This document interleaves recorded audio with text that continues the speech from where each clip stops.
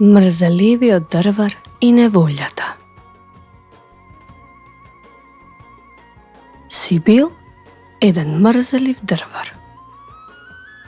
Еден ден, жена му сосила го пратила да оди на дрва и да ја викне неволјата да му помогне да ги натовари дрвата.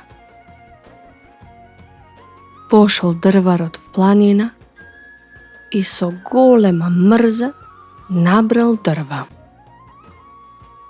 Арно ама, сега требало да ги натовари.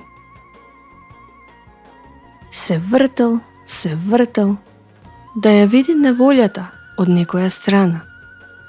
Дали ќе дојде? Ама ја немало. Тогаш почнал дрварот да вика: Неволја! Неволја! Дојди да ми помогнеш да ги товариме дрвава! Дојди! Викал сиромавиот мрзелив дрвар. Ама неволјата ниту ја чул, ниту ја видел. Викал, дури се расплакал сиромавиот, а неволјата ја немало. Тогаш земал и си пресекол една потпорка и си ги натоварил дрвата и си дошол дома. Зошто ме излажа, мори жено?